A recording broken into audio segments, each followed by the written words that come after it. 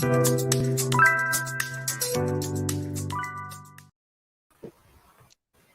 morning, ladies and gentlemen, and welcome to June 21st, 2021.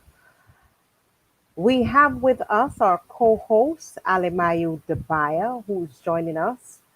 Um, Lionel has some technical problems, and that would say that we are going to have Alemayu join us this morning with our special guest, the Honorable Kirk Humphrey, MP. Now, how are you this morning, Alemayu? I'm doing pretty good this morning. Not good like Okay, here okay, program. okay. Lovely, lovely. Um, what I would like to do this morning is also recognize some Barbadians who became honoraries last week. We have one or two individuals we would know, others we may not know. One of them, of course, is the exuberant Sir Gordon Greenwich. He was one of the most destructive and intimidating opening batsmen to have ever played Test cricket for the West Indies. He was one of the first recipients that was awarded um, one of the honors during a ceremony that took place on Friday. And he received the insignia as Knight Commander of the Order of St. Michael and St. George. So behind his name, he now has KCMG. Um, we also have Sandra Rosemary Bernadette for her sterling contribution in the field of early childhood education. I think most people call her Sandy, and the Girl Guides movement, and Conde Riley for his significant contribution in the field of sports. We also have Professor Velma Eudora Newton for her outstanding contribution in the field of legal education and the development of law libraries. And of course, a face and a name that is so synonymous to Barbados, Sister Marshall, for her outstanding contribution to the development of local gospel music and the promotion of Christian values through music. Others who received the honor of Member of Order of the British Empire was Arthur Henry Ricardo Blackman for his significant contribution to broadcasting and mass communication. Desmond Ralph Critchlow for his dedication to service and tertiary education, his contribution to development of information technology, and Jean Margaret Holder for her sterling contribution to nursing, particularly in the field of obstetrician and gynecology. I think these are feats which must be congratulated on those efforts. Um, these are things that we're not going to be having for a little while, and they're not going to be around. So we know for a fact that we have to appreciate these accolades that are given to our local Uh, Barbadians. Yes? and some of these, I feel that some of these were a long thing. Some Yes, Mark and Gordon Greenwich and some. They should have been definitely. honored. They should have been honored already. Yes, I guess everyone has this like yes, that yes. story. So Let's see if our brother Lionel is available this morning. Good morning, Lionel. Hi, good morning to one and all. Um, How are you? I'm keeping my fingers crossed. I am good this morning. I am good this Yes, morning. good to see that Yes. you're moving, Lionel. Good to see you're moving. Yeah, well, I'm keeping my fingers crossed, and my toes crossed, my hair twisted, everything. So we'll see how it goes, but we'll see how it goes. yeah. We Okay, good also morning to one and all. yes. Um, we also want to recognize that we have also accomplished another feat. I was trying to understand what it was all about, but Barbados has also had the opportunity of achieving another feat. We've cut another accolade. Um, I'm sure that Lionel would be a little bit more familiar with it. It the West Indies Rum Distillery has received its Bon Sucro's Chain of Custody certification, the first distillery in the Caribbean and Barbados to obtain this certification. So I think that's a round of applause for such an accolade. Um, Bon Sucro is a non-profit organization that aims to promote sustainable sugarcane production, processing, trade around the world. This is a landmark in the Caribbean with only a handful of distilleries in the world successfully reaching this coveted designation. So congrats to the West Indies Rum Distillery on such an accomplishment in that area. Um, we also have a bit of sports news. I don't know Yeah, if it's sports before news. you, Mari, so excuse me, hold on a moment. Before you Uh-huh. go on, on that note, I want to make mention that Hmm. on the 23rd, which is Wednesday, there will be a webinar, and this is coming out of the Institute of Historic at School of Advanced Studies, University of London. There will be Hmm. a webinar on the story of sugar and rum, the legacies of family, wealth, and power in Barbados and Britain. And that starts at, I said it's Wednesday, the 23rd, at 5:15 to 7. But you have to Right. book.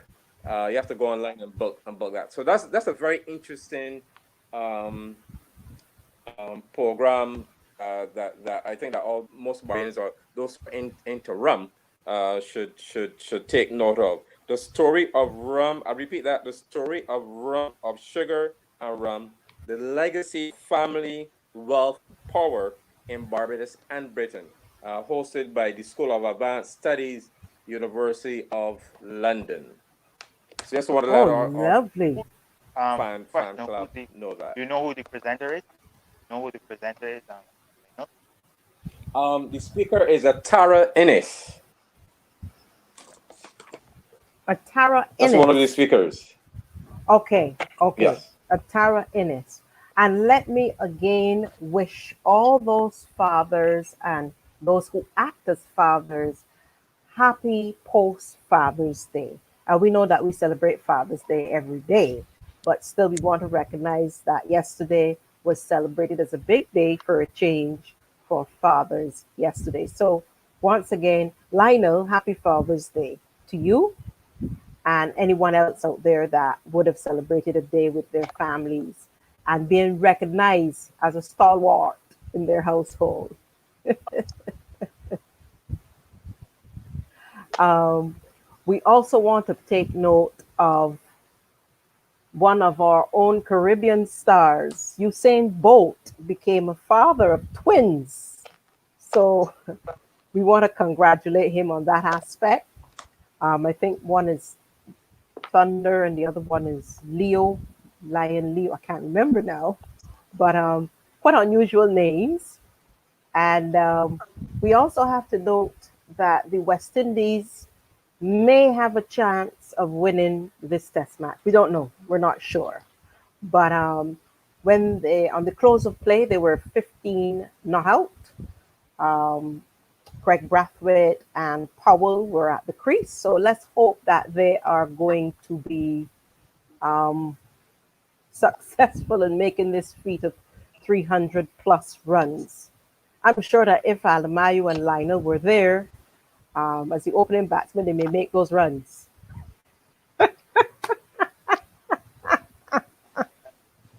Go put like no there and throw. Well, But for sure they do look backwards.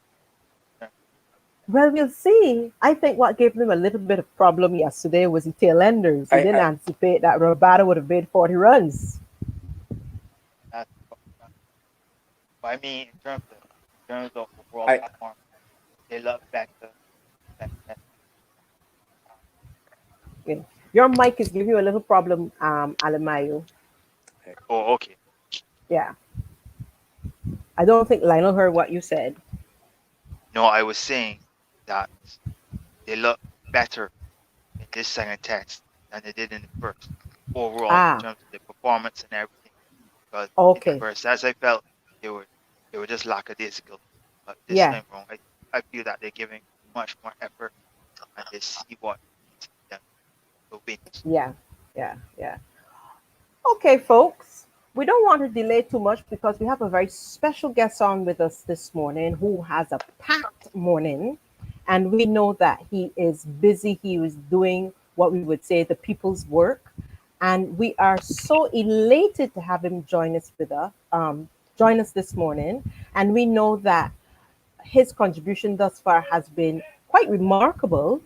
And we're going to be touching a bit of his story before we hit his portfolio. So we want to keep it as crisp and as clean this morning as we normally do with our guests. And that would be the Honorable Kirk Duncan Matthew Humphrey, MP.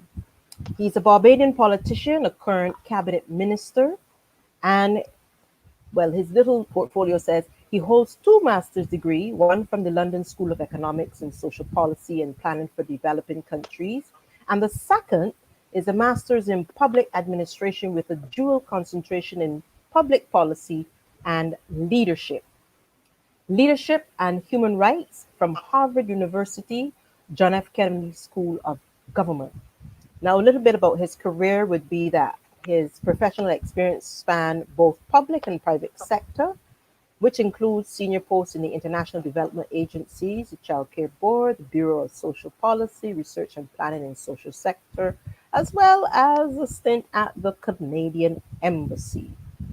Of course, it's an unusual feat for some.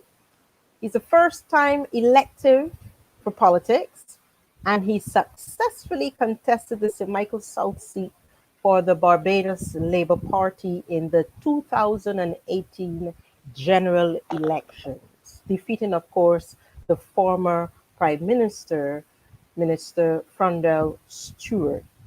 He was appointed to a new named portfolio, which is the Minister of Maritime Affairs and the Blue Economy. So we're going to find out a little bit about that sector, hopefully, and maybe some of the new things that are coming up within that sector for Barbados. So let us welcome Mr. Kirk Humphrey, the Honorable Mr. Kirk Humphrey. Hi, good morning. Good morning, everybody. Good morning. Good It's nice to be morning. here. I hope you all can hear me well. Clear, Yeah, we can crystal hear clear. clear, crystal Okay. clear, Clean. crystal clear. The only Good problem morning. you It's may nice to be here. Thank you. The only problem you might get is Lionel in and out. He had some difficulties with his equipment, so Well, I sometimes he's actually here. moved my phone because for some reason this morning, neither my iPad nor my laptop chose to stream this thing. So, We know what it's like when it comes to being a techie. I'm not the techie. Alemayu is the techie guy. That's my brother that you are seeing on the screen. okay. So how are you this morning? And let us wish you happy Father's Day. Thank you so very much. Happy Father's Day to all in the chat and on the stream and all who are watching as well. Thank you so much. Yes. I'm well, We actually well. I'm busy. I was actually in a few other conversations this morning. I have two currently running at the same time, but I'm happy to be here. Beautiful, beautiful. A lot of people wonder when they come to Keeping It Real with Mary and Lionel, they say, well, what we going to talk about? Well, Yeah, you I know, asked you, but you didn't respond. So I suspect that you have some ace up your sleeve. I don't know. I've never seen the details of the show, so wherever it goes, it goes. beautiful. It's a conversation we have with all of our guests. We try to touch on certain aspects within our local and international spectrum, that is home and abroad. Of course, we would have spoken earlier on the feat that was made by 10 of our comrades in Barbados in accomplishing the honors that were granted to them during the ceremony last week. I think it was Thursday or Friday. Yeah. One of them, of course, would have been Sir Gordon Greenwich. Of course, we were talking cricket. So what are your thoughts on these accolades that would Well, have been? I must tell you that I was listening to you speak about cricket. I am very impressed. with your knowledge, with your knowledge on the game, I'm a little surprised, but very impressed. Oh And no, I'm a novice. well, somebody briefed you well. But I think the honor is well deserved. I reached out to him and I told him exactly that. It's well deserved. I Barbados has produced a number of outstanding people, and Sir Gordon is among those outstanding people. So, all of the wonderful persons Barbados has produced. So I suspect that over the next few years we'll have the opportunity to honor all of our outstanding cricketers. I Mm-hmm, hope so. mm-hmm, mm-hmm. And I hope that this serves as an inspiration for the upcoming generation. I heard you speak about the potential of winning this test. You Yes. are you are more optimistic than many, and we will see. We'll see. I always say, um, it's not over till the fat lady sings. My hubby is telling me turn off the television. My cousin who might pass through say, "Oh, they're playing a lot of rubbish."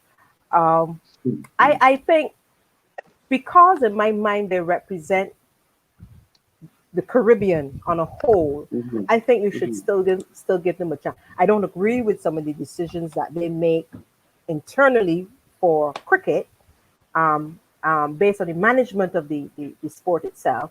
But one of the things we were reviewing in discussion is that we think that they need to keep the teams that are showing a positive progress in terms of, we know you want to give this body a chance to play and that body a chance to play, but at the same time, you have to realize that you don't build a team by changing it so often.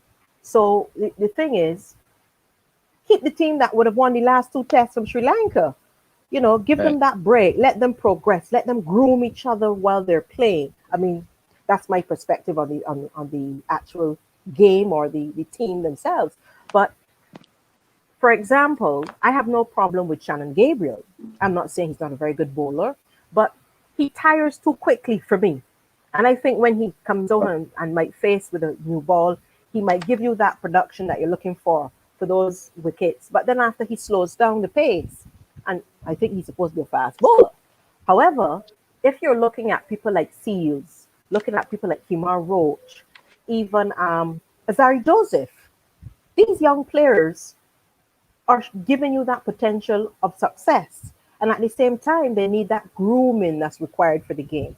My sad part is a lot of the older stalwarts are out of the game, are either commentating or gone their separate ways. So they would have lost a bit more of that grooming that they had in the old time days, where you would have had Mhm, the Laras come in, the Jimmys come in, and the Shanda Pauls. They were groomed by the old ones. But females, quote unquote, might not have a good say on this sport because it's, I wouldn't want to say it's predominantly male because we do have a female West Indies team who perform too. But I think that they need to, I haven't heard them change up the female West Indies team.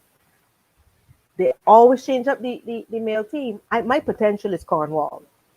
I love Cornwall. So I'm looking forward to see him produce and improve as he continues, on the game of being a very good spinner as well as batsman. He reminds me a little bit of Clive Lloyd. So I do follow the game. As I said, I'm still a novice, but mhm. those are my opinions and my views on the game. I might be wrong, but that's how I look at things. But apart from But you that, know, but you know, Mari, I agree with you though that same team that they had for Sri Lanka should have been the yes, same team that should be playing now. Because yeah, the way how they yes. beat Sri Lanka, it was like a big step up, like a positivity jump, where everybody was like, okay, we back in West Indies. No, they gone. And yeah, they were looking for that Two for sets that forward, two sets forward, and one fun step. step back. I understand. I never try to cast judgment or explain what happens behind the scenes because there are always so many reasons people make decisions.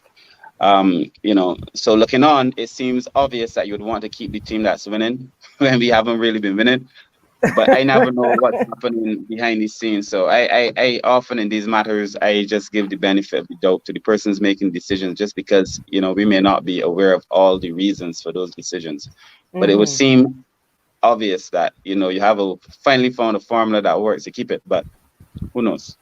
Yeah, yeah, yeah. That is definitely something that they will have to review. But let's get Yeah. a little bit about Mr. Kirk. We want to drop the honorable for a little bit. We're not being rude or anything. We want to talk about Mr. Humphrey, the Kirk Humphrey, and a little boy who spoke about growing up in an area that is not very kind, which is called the Pinelands. But we know What do that you mean not very kind? some people say it's not very kind. Oh, I But get you. we're going from, I what got you. people I would get you. I say, get you. right? And we want to say that it doesn't matter where you're from, but that's what our program is about in keeping it real, because we Mhm. show and highlight those individuals who have stepped up above the plate and, as we would say, punch, given that punch, and let people see that when you put your mind to something, you can do it. So we're going to start you off at Wilkie Cumberbatch. Going to Yes, school. yeah, okay. Go ahead. No, going to school. We want to start you from your primary, and we're going to go up a little Okay, so I steps. was actually, I mean, I see myself as a fine boy, but I was actually born in my Lord Hill in close to the Ivy. And my first year of school, which I really don't remember, besides the smell of the school, was at Belmont. That's all I remembered. I remember the smell of the school and the blue songbook. I think it's called Sounds of Praise. I think Yes. Morning Has Broken, which was number 30. That's all I remember of that school. But then I moved to the Pine when I was about 5 years old, just before I turned 5. Mm-hmm, mm-hmm. And so I grew up in the Pine, and I went to Cumberbatch Primary, which is a phenomenal school. Was then, still is, Correct. and yeah, it does extremely well at the school. The Mm-hmm. motto there is "We persevere, we succeed," which was kind of drilled into all of us as students. And I think most of the people who went there did well. All of my friends who lived in the Pine actually went on to go to, considerable then the top schools in Barbados.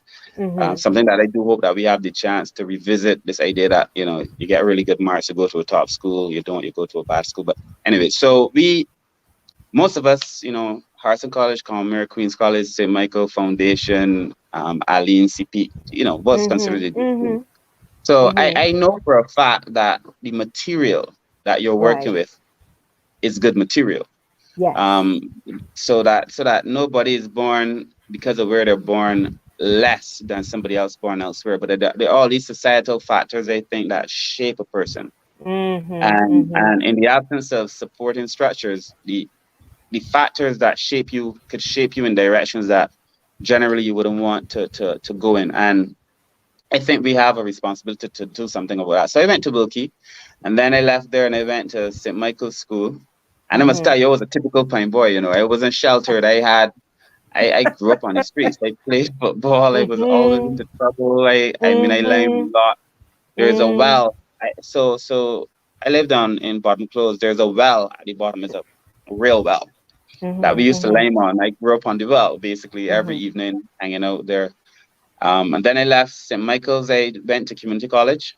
Mm-hmm. I did okay at my CSEs. I went to community college and took a year off after community college because that was the 1991, 92, 1993 period of Mm-hmm. 1994. Anyway, it was structural adjustment, and it was a rumor that UE was going to be costly, and I took a year off. I looked Right. for a job. I couldn't find a job.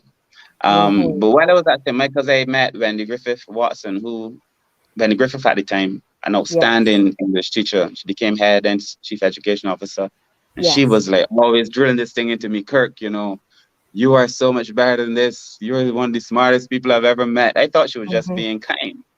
Right. And Right. she kind of molded me for a long, long, long time. And we stayed friends until very recently when she passed. Right. So Right. it is in that context that I see those schools and the Pine. You need people who look out for you coming up. There are many people who people consider to be rebels or gangsters or street men who, when I was Mm-hmm. at UE or when I was at community college, would come and say things like, "Man, I'm so glad to see you studying. I want you to get out Right. of this."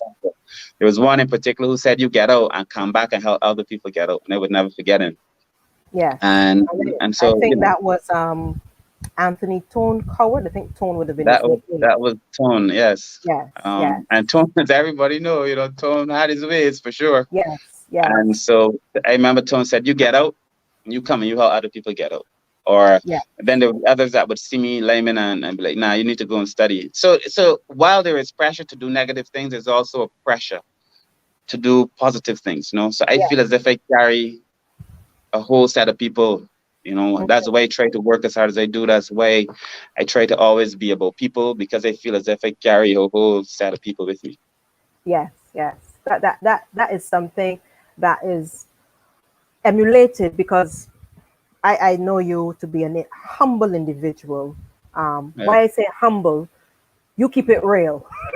yeah, And a lot of people who might not realize that might say, oh, he's only acting that way. I'm not saying that's what they say. yeah, yeah, People yeah, yeah. perceive it differently. And then they start to Agree. talk about, he's on this side and he's on that side. But I don't think it matters where you are. You go where you feel comfortable, and you go where you think things will progress at some point in time. Now, when you spoke about, we're going to look at the late Wendy Griffith Watson. She would have been a mentor for your upbringing and your studies and stuff like Yeah, that. And then we're going to talk about tone. Why I'm bringing up the comparison is that regardless of what people may say or think, they were still teachers. yeah, Meaning to say that yes, Mrs. Griffith Watson was a teacher prior to her passing, but Mr. Coward also was a teacher because yeah, you get both sides of that spectrum, quote unquote, the good and the bad, because unfortunately we need a little bad to be good, and a little good to be bad. yeah, yeah, True, yeah, yeah. true. No, agree. So when I So, was doing my master's, I had on my wall in London two pictures. I had three. There was a mhm, picture of Barbados, obviously. Behind yeah, my bed, there was a picture of Owen Arthur. hmm And in front of me, believe it or not, there's a picture of Tupac. Owen Arthur, Tupac. And hmm I kind of feel like that has been my almost like the dual nature of Kirk. I look at hmm Owen as somebody who also grew up very challenged at the time. He yes, didn't grow up with yes, wealth, made hmm choices and went one direction, but tremendously bright. I see hmm Tupac the same way, grew up with challenges, tremendously bright, made choices and went a different direction. hmm And so I think we have people who are tremendously bright in many cases, many places, who make choices and it determines the directions that they go. In terms of my teaching, I think everybody is my teacher. I think everybody teaches you either what you want to do or you hmm don't want to do. Either through their actions or what they say or just the way they treat you too. Because there's some people who in my lifetime have treated me in ways that I felt were hurtful, by saying, your boyfriend, not now, because, it's changed now, but as a boy from the yeah, pine, you got to earn your place at the table. My mother used to say to me sometimes, you got to work twice as hard as the next fella and yes, just to yes, be treated like the next fella. So, yes, I mean, Randy Griffith has been outstanding in my life. There are other people. I mean, Wayne Curtin, who's a reverend now, who helped me when I was younger and still does. And then Trevor Marshall at community college in my academic life, but in my personal life. And hmm growing up, there were always people around. I hmm remember Tone. Tone draws the perfect contrast because at the time when Tone was telling me all these things, Tone was just hot. Police was looking for yes, Tone all the yes, time. But yes, whenever I was seeing him, it would always be something encouraging. I yes, remember I saw him. I was going into the cinema, and he was going into the cinema, and he said to me, you got to find time for your life. You can't always be working. You need to bring balance. He was always just so focused on me, trying to make something of my life. So that's why I yes, always remember. That's why I remember him. But there are many people on that well that I grew up on in the Pine. All hmm that though it's a block. I remember once the police came through. I was at UE at the time, and the police pulled up, and I was sitting there. They drove, flew out with their guns. It's like, stand up, you got to come to attention. Like, what are you doing out here? And it's like, go inside, and like, you up to no good. But that particular block it right, wasn't that good right, a block. I wasn't up to anything. But again, I think there is just a way that people engage people in certain places. I say in the constituency now that I represent, people engage people in certain ways. People hmm cast judgment on people for all kinds of reasons.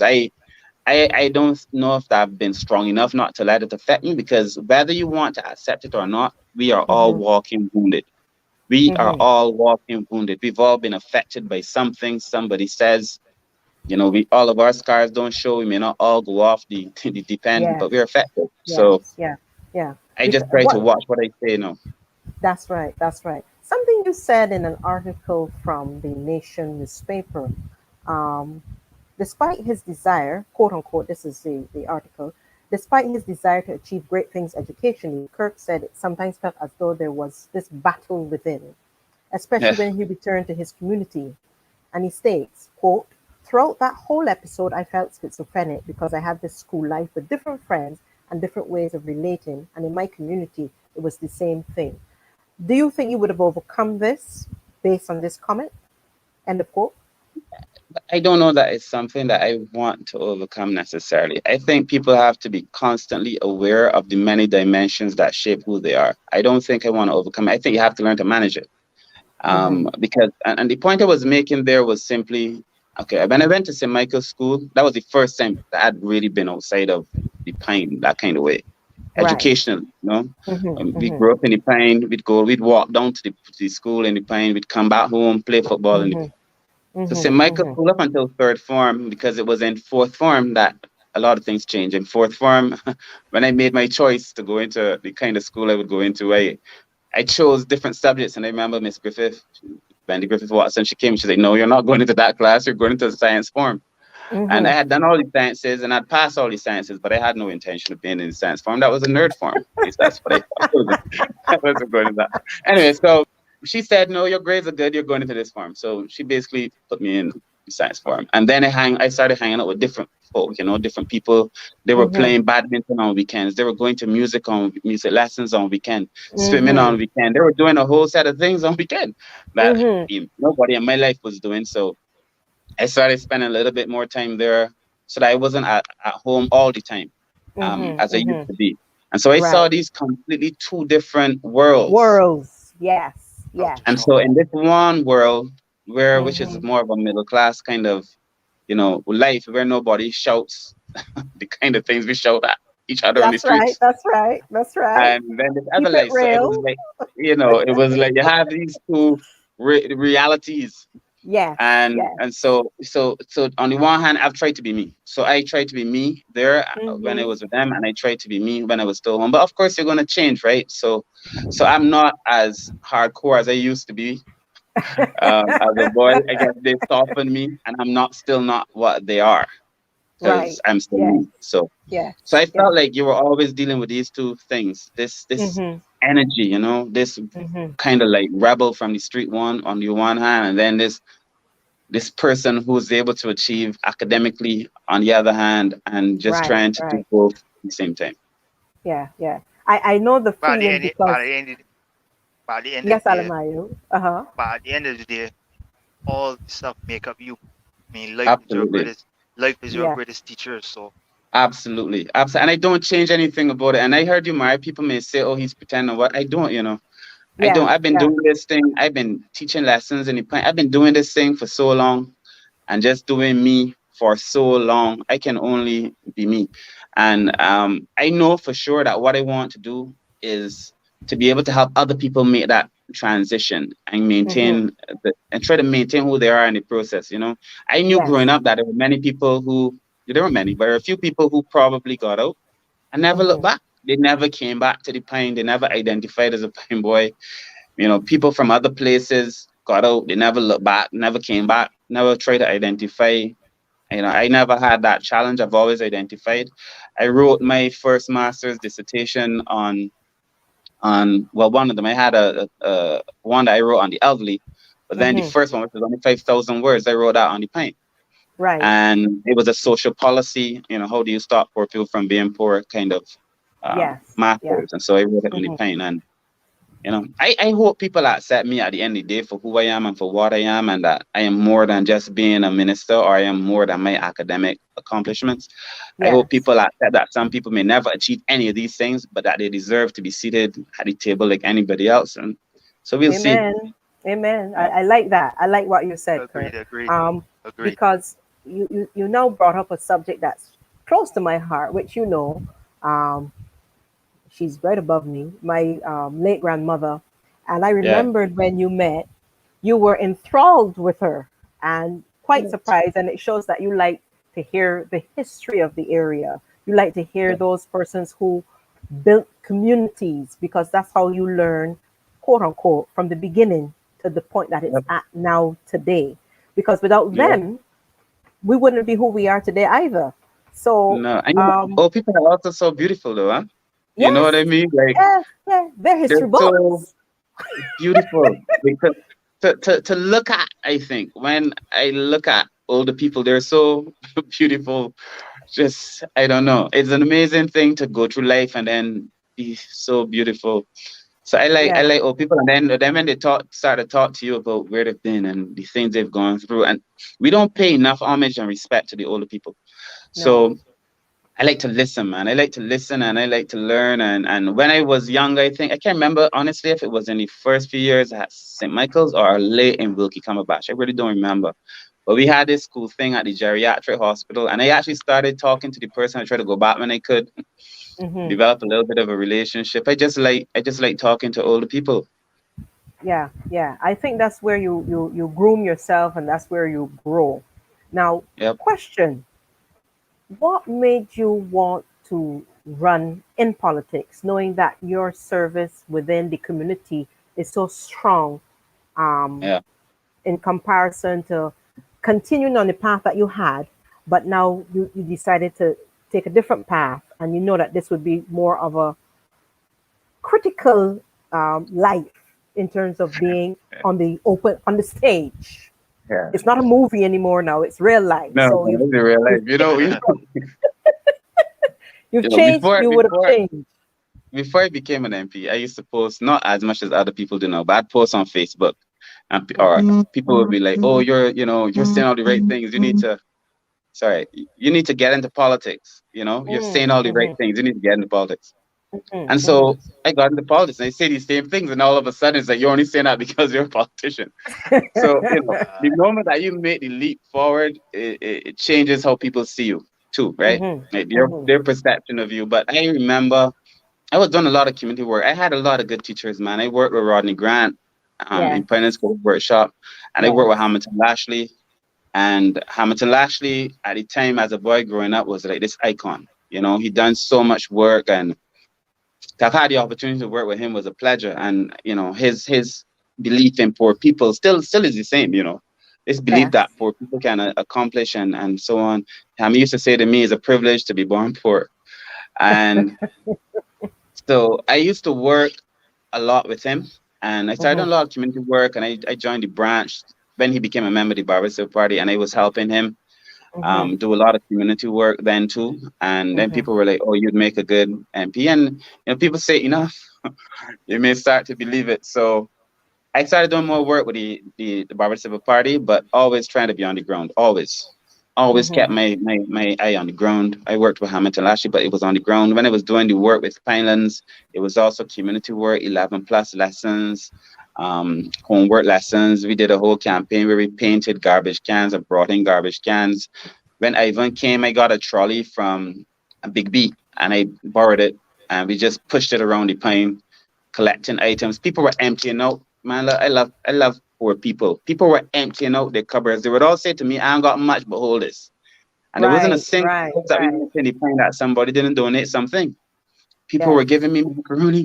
So we ended up with like a trolley full in by like the first 2 blocks. So I had to be Hmm. making trips back on. We were able to pack a number of things and send to Grenada. Yeah. Um, Yeah. so it was always that I felt then that I could make a contribution. So when I was at London School of Economics, I wrote a paper about poverty and how to stop poverty, and it made a lot of sense, I thought. But yeah, I came home and I found we were trying to implement some of these things in the ministry. I had then become director of social policy.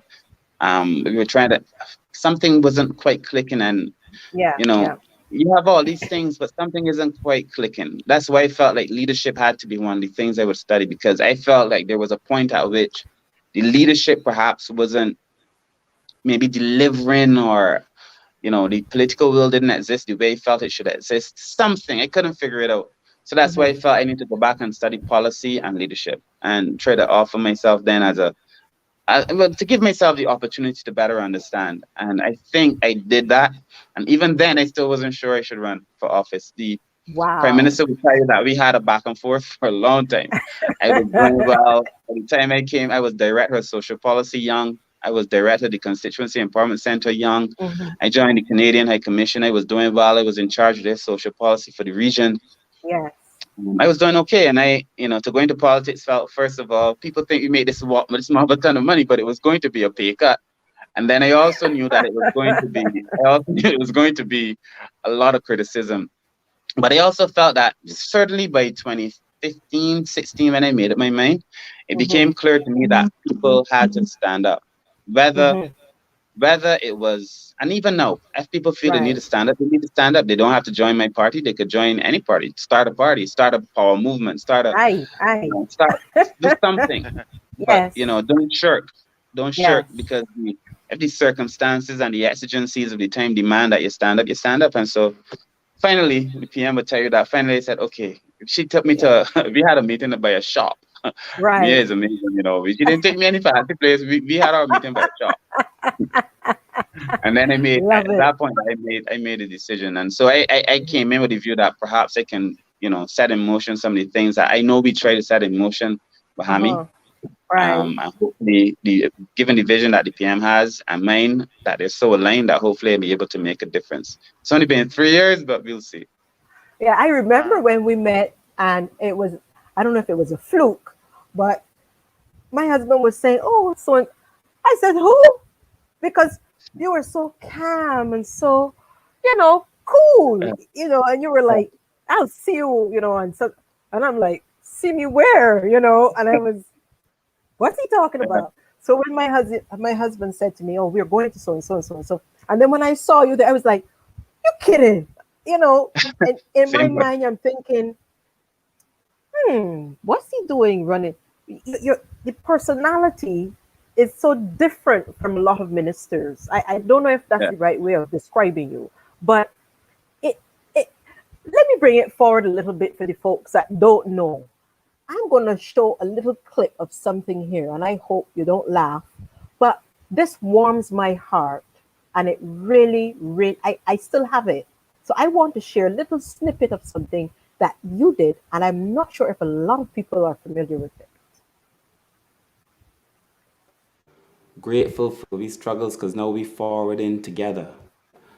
Brother, sister, pick up the small tray vendor and the old woman that used to hustle selling black bitch by the corner and sucker bubbies and 5 cents for a keys.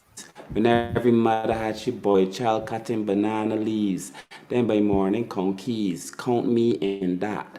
Remembering King Dial and his suit and bicycle and hat, this day takes me back to walk into school and to roasting breadfruit and flying fish $5 when the fish man passed through and when mommy gets screw over some folly we do. It ain't no rights in a child, it was a hard lashing you, Barbados special and true. So don't mind how we quarrel. There ain't a place in the world like Barbados, period. I am 246. I am soul bits and eclipse. I am my father's red fruity with evac milk in it. I am the hot pot. Call me Bathsheba Rocks. I am the old Browns Beach jetty the youngsters used to hit off. My memory's full like the outside tub. Or closer the one throwaway that my mother met me scrub or jucking board rub. I am baking white shirts in the sun with blue soap till they good. So that's what I love. I love this 166. I love tape ball cricket. I love pudding and sauce, but I don't eat it. I am Bridgetown Market. I am Edmonton Lyrics. I am Aussie Moore jokes told by the village idiot. We blow kerosene lamps. We build we own summer camps and cook food pon wood fire and throw out saucepans. Everybody bring a thing. We ease in mommy kitchen. A little rice and peas, but nobody bring chicken. Fly trap set for pigeon. Yeah, man, that was living. Barbados is freedom. We are the broken trident. I am Bajan through the bone to the dust when I gone. And even then, I sing in Kaiso with Karu and dragons. So I remember him, massa, and I thankful to Bassa. In plenty and in times of need, bless Barbados forever. Wow, wow, Yeah, wow, wow, yeah, wow. that's I Adrian Green there. That's Adrian Green. That's Adrian no, Green there. Apology, apology. Whoa, that was really well done, sir. Kudos to you. Thank you. Thank you. excellent, I was there. I excellent. was there saying, Queenland's workshop probably was the little plugs there to get you. Know. What brought that about, Kirk? Tell So us what brought that about. I write poetry, you know. I've been writing for a long time. I wrote my first thing was a song. I was born in the beautiful month of September. Something. I. That was my first thing, and then other people liked it, and then because I started scribbling notes. So I write, and Mm-hmm, when I started sharing with people, people liked it. So I write. Most of the stuff I've written, I've never shared with anybody. But mm-hmm, that one mm-hmm, was, I remember sitting, I was by my mother's house because I was building mine, and I wrote, it was the night before Independence. And I write every year, I write a calypso for crop over two, you know. I just don't share. I have two. I promised this year that I was gonna release one, but the challenge is that I can't sing. However, but oh my God, you could still yeah, but try. I have one that I would like to release. But I remember it was the night before Independence, and sorry, and I sat and I wrote that, and it was just a reflection vibe. The funny thing, what started out really was I was having a conversation. I normally try to write something for Independence, but I was having a conversation with a friend whose mother was a vendor, a street vendor. And when I left that conversation, I went home thinking, you know, vendors. So that's why you see line in there about the different things. Pick up the street small trade vendor. And the old woman who used to hustle selling black bitch by the corner and suck up babies and 5 cents for akis. And every Mm-hmm, mother had to mm-hmm. call a child cutting banana leaves, then by morning conquist, you know. So it was remembering that started it. So every year, so I have a whole series of Barbadian pieces. Mm-hmm. And again, I try to capture a lot of the things that I think we will lose, Yes. and I try in my own little way. So I have something that's very simple, but if you could capture it and give it to children, most Mm-hmm. children may never even know King Dial, you know. But I Oh remembering yeah. King Dial and he flew and bicycle and hat. It still Nobody takes me knows back sucker to walk bubbies, you into know. school and roast and bread fruit. So I was just saying, like, you know, if I could just capture it and give it to you know, children, Yes. you Yeah. know, help carry on a legacy or something.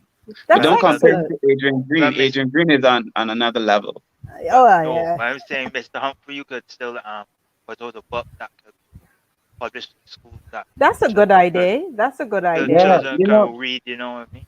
Because I yeah, mean, there's certain things that are lacking within the school. Yes. yeah. So Yes. they don't The It's a highlight they don't principal, highlight enough the Bajan writers enough in school. no, So no, I agree. you're I reading agree. books. You're reading books that are from other Caribbean people, but yes. your Yeah. own Bajan people, You know, I you're agree not with reading. you so entirely. Listen, you know, you just hit a nerve for me, man. Like a lot of things that we are given and we carry forward as the gospel, things that we carry, we hold on to that we really need to let go. Things that Mm-hmm. were given to us by people who didn't have our welfare at heart, you know? Yeah. Yeah. Um, so even as Minister of Maritime, I think about the trip from Africa to the Caribbean. You know, all of us Mm-hmm. came here, all of our ancestors came here. We were forced to come here. They came this way by force. And so I Mm-hmm. want to build a relationship back with Africa, but I want to go there by choice. I want to Right. choose to develop a relationship with Africa and regroup and reimagine that relationship. So right now, there's been no real trade between Africa and the Caribbean since they were moving black people, you know. Right.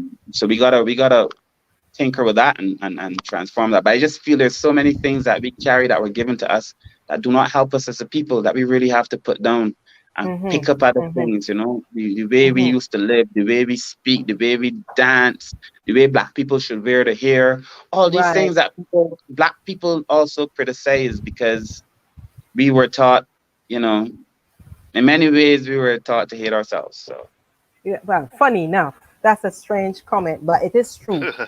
It is very, very true. And we know that for a fact that the way how society has grown, they have swayed a bit from heritage, as we call it, to something that's not even quote unquote Barbados. Because if we Yeah. try to retain our own heritage as for what it is and what we are recognized for, I think we can be a very good product when we have to sell ourselves again on the tourism market. But No, I agree. tell us a bit about um, it was a new portfolio created. Um, I think I can't remember what the name was before. We become so accustomed to hearing the Ministry of Maritime and Blue Economy. So tell us a Well, little bit about your what your portfolio entails, because well, we know right before now there you're was doing a lot of no work. no dedicated ministry. It was a piece of it was environment. There was a Yeah. piece that was tied to tourism, the shipping part of it, Hmm. and piece was in agriculture, which is fisheries. So Right. we pulled together these different parts because it made sense, Hmm. and then we're adding new parts so that the ministry is really a new ministry working with traditional components on the one hand and emerging components on the other hand. So Hmm. the Ministry of Maritime Affairs and Blue Economy, the world has shifted in many ways from what it used to be. The Yes. idea is that we Barbados is 166 square miles, but For our true. ocean space is for true. Our ocean space is 424 times the size of our land space. Wow. 424 times. So it gives us 424 times the opportunity. And we Hmm. just have to find a way to maximize benefits from that land space. So the idea is to be able to get those benefits, but in a way that is sustainable, Hmm. to be Hmm. able to maximize production and at the same time maintain preservation, Right. and to be able to bring that balance over time so that we then start creating new opportunities for employment. We start generating, there's this thing called the BBNJ conversation, boundaries beyond national jurisdiction. This is in those boundaries, which is right outside our waters, everybody's waters, Hmm. is like shared ocean space. Right. A lot of medicines that are discovered in that shared ocean space. We believe we could also have some discoveries in our ocean space.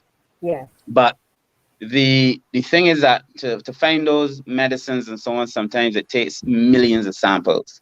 It takes decades and it takes millions and millions of dollars to be able to Hmm. find them. So developed countries oftentimes, with the developed institutions find those things. And we're saying that shared ocean space is shared water.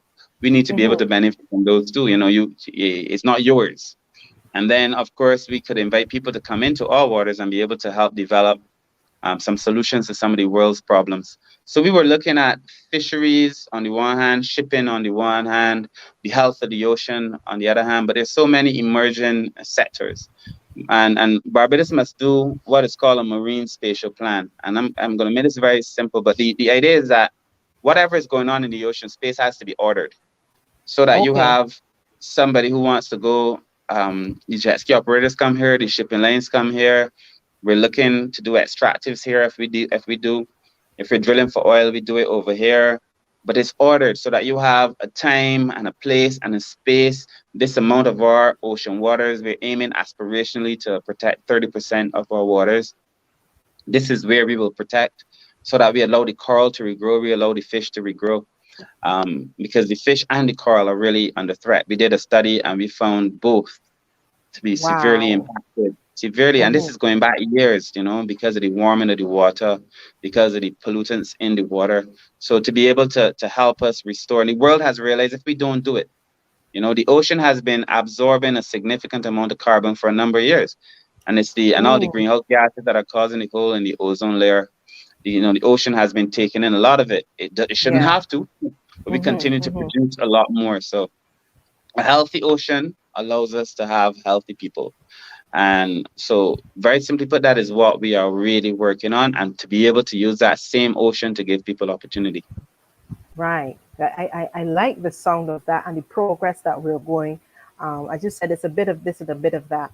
Something you mentioned about new ideas coming forward, and you've heard this was a talk, I think, for many years since I was in tourism, based on um, transportation apart from the cruise industry. I think many Mhm, years ago they had a company that used to come in, not a ferry, but they used to go from island hopping. I don't remember the name of the mhm. company. Um, would the ministry welcome or provide something like that for quote unquote ferry? Even, for example, to limit the amount of traffic on the road, could they introduce something like a ferry between the port and Oistins and St. Lucie? Would that be a money So, making venture that they can look at? Just an so we idea. looked at it. We looked at both, but there are two different concepts. One is the regional ferry system moving between islands. Barbados is a little bit more easterly than the rest of the islands, which Hmm. thankfully allows us to be, I think, a little bit less impacted by hurricanes. But being a Hmm. little bit out of the island chain makes it a little bit more costly to move ferries and to include Barbados. But we've been having several conversations about the possibility of including Barbados as part of a ferry system. Different proposals have come forward. It's going to require a private sector government partnership, so a PPP of sorts, to be able to Right. successfully do it, to move people and to be able to move perhaps vehicles and cargo so that you could pop in Barbados, get off of your car, drive around, hop back on, go home.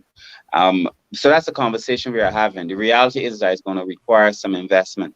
The other thing that you discuss is it's a local ferry, kind of a water Yes. taxi kind of situation where, and we put out an RFP recently, where we would have to have either not just from the port. I think it would make sense to come from the north, even if Hmm. we only start in Spatial and then make the journey around Oysters.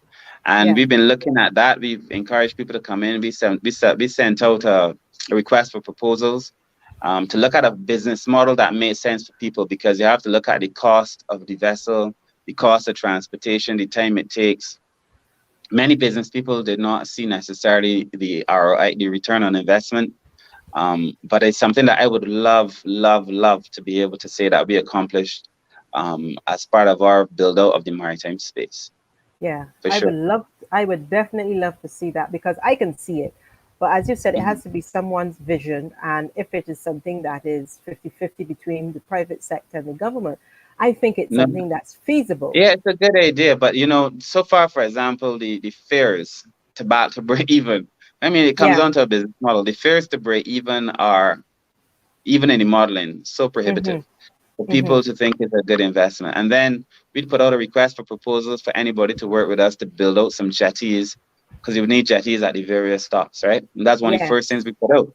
And to help us build those jetties, and very few people have found that engaging. I think everybody wants the idea, but the idea of people actually investing and making it happen outside of the Yes. government seems to Yes. be Yes. restricted. Yes.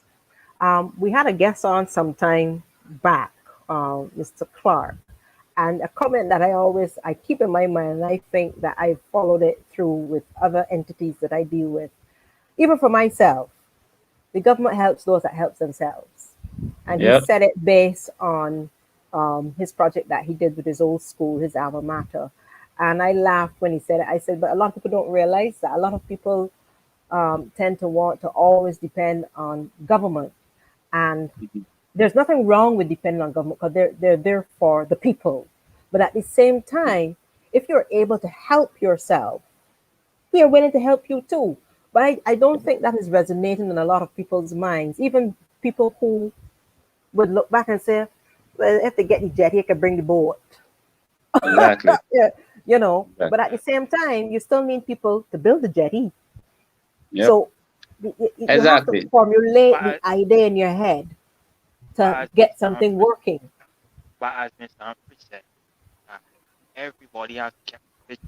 If people don't catch nobody willing um, to input or give that, hey, it will help this get split votes, whatever the case. Have You you might, have you to might. be you have to be willing. You have to be willing to catch the vision. Hmm. Understand? See Yeah. to be able to say, okay, it might not pick up now, but I can see, let's say, 6 months from now, 8 months from now. Yeah. Yeah, Yeah. this thing is going to be good because Yeah. everybody don't have a car. I mean, Yeah. yeah, they have buses on the roads, but that would be something extra where people use that. You And understand? To get them from point A to point B. Understand? Because and every monkey mhm. and his uncle have a vehicle in Barbie. Except me. I mean, when you drive on the roads of Barbados and It's so busy. you Yeah. pass through houses, you are seeing 3 and 4 Two and cars. two cars. Yeah, yeah. Everybody in the house has a car, And that's and sometimes, there's traffic on the roads, and as I said, yeah. pollution from the cars or whatever the case may be. So Mm-hmm. the Mm-hmm. welcoming of a ferry from, let's say, as Mr. Humphrey says, from Spatial to Mm-hmm. Oystins, from Oystins to wherever the next place would be, it's good. But as he said, and I agree with him, you got to be able to see the vision. If you're not Yes. seeing it, then you're not Yeah. going to invest in it. You're not going to stay about. Yeah, Yeah. If yeah. you build the, as Mary said, if you build the pier, I will supply the boats. Yeah. Or Yeah. Because in if somebody could supply the boats, well, I will build one of the piers. You Yeah. understand? So you yeah, got to see the vision. and that's coming from a young man, um, Kurt. That's Well coming from a said too. young man. Well Yeah. said. I think before we go, Murray, just generally, I want people to spend more time in the water. I've actually been doing a lot more myself. That's why we did the Swim for Life program. We taught 1,000 young people to swim last year. We're about Yes. to launch it again, hoping to teach at least 2,000, 2,500 young people to swim. Wow. You know, Yes. when Beijing said the sea, when Beijing said the sea ain't got no back door, you know, it's visioning. You know, people Yeah. say the sea has no back door and we stay home. Other people say the sea has no back door, so you got to learn how to get in there and survive in it. You know what I mean? So Correct. yeah, like my mother said, the sea has no back door, you ain't going to no sea. But other people, like you see, ain't got no back door, you have to learn to conquer that. And it's also unfortunately become a class issue too, because like a lot of poor families don't like the children going to the sea for sure. Growing up Yes. in the pine it was like you saying on a boat, I want to stay at home, and then who's surfing on it? You know, who's Yeah. Yeah. sailing on it, and so on. And it's not like that. There's nothing wrong with that. That's a choice Yeah. that we made. That's a choice we Correct. made. So I want to give Mm-hmm. people another choice. That's why last year when we had so many people from the Pine and the city and the Bayland walking through the yacht club has been transforming its own operation so that they work with us to teach people how to sail. And I Yes. want to thank the yacht club because it was just amazing to see all these persons being able to sail in a place where previously people couldn't even go, Yeah. and people of color, and now they're working with us. So That's a different topic. overall, a lot of transformation has been happening, and we actually just work with them to get a few more of these sailing vessels. So this Yeah. summer we want to teach more people to sail as well. So I'm looking forward to a Excellent. busy summer. Excellent. Excellent, Kurt. And I must commend you on the Swim for Life because, well, you know my daughter. She took part in that. And then when I was telling people about the swim program, they were, what swim program? I said, but it was advertised. We And, we put this thing.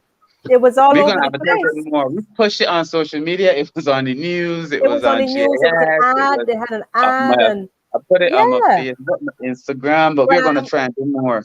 You know. yes. And it's, I I think, but if just, you talk about it, Mary, and other people talk about it, it becomes real, and then that yeah, sells a lot better than me pushing it on GIS anyway. So yes. thank you. Yes, I must commend you for that. I think it was an excellent program. And as people notably said, we live on an island, and how come you can't swim? That is Yeah, something that I've heard the Prime It's true. Minister say so many yeah, times. Anytime. This is a program that you introduced that was yeah. well I mean, worth the, it to the prime many minister would love families. everybody to be able to swim. When Yes, I first came up with the swim initiative, she had one challenge with it. She said yes, it's a good program, minister, but it's too small. You need more. You need more people. So I said I was going to train X amount of people by a certain time. She said you're going to train more people, and you need to do it sooner than you had planned.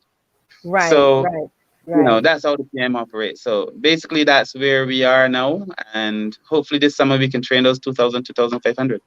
Beautiful, beautiful. And before we go, we always tell our guests, and we hope that you take it in good stead, that for Mhm. many people out there who may not know, we might not have a walk of fame in Barbados, but we always give a star to our guests who have contributed to the community and society and further abroad.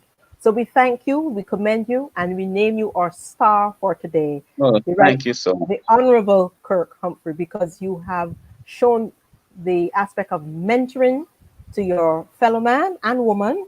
And we know that as you continue on your political journey, you will excel in all areas. And we pray and hope that others would see your humble character to be a genuine individual, not as a politician, but as a human being. Correct. Right. Correct. So Right. thank you very much, Honorable Kirk Humphrey. We know you have a busy day. We Yeah. don't mind your departure because we have one more thing to do before we go. But thank you very much for Thank coming you with us. so much. And Thank we you. hope Thank you to have both. you on at another opportunity that we can continue talking about the Yeah, ministry just of let me know when. maritime and blue economy. Beautiful, Thank you so much. beautiful. Thanks for having me. Okay. You're Yeah, most thank you, Thank you, welcome. Have thank a you, Lion. sir. beautiful day. Thank Okay. you. Bye-bye. Bye-bye. Bye-bye. Bye. Bye-bye. Yes. Alamai, I think that was a lovely chat with the minister this morning. But before we go, we have a question because we're giving away prizes. Woo! Yes, we're giving away prizes. One of our prizes is from Jess Carey for the wholesome beautification. The owner is Carolyn Levine Edwards.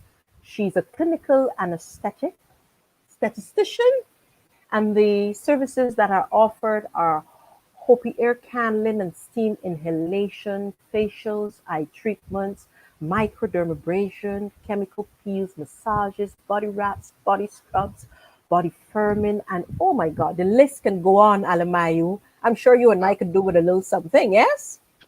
It's true. It's true.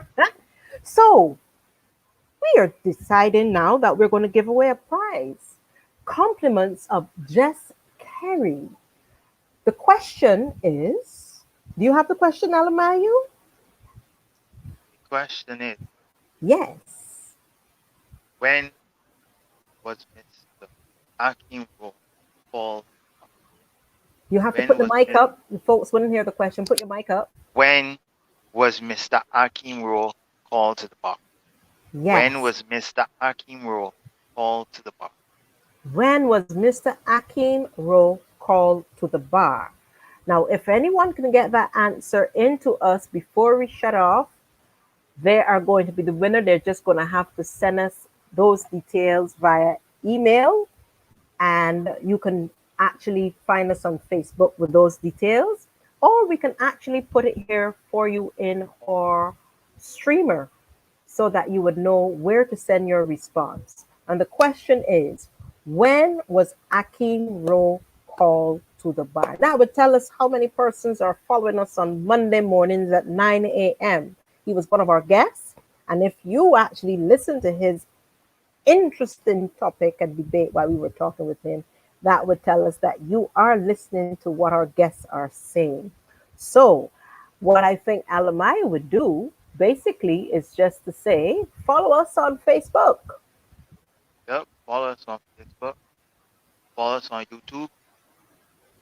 Like, share, subscribe, comment, Yeah, all those nice things. That's to help the page go forward.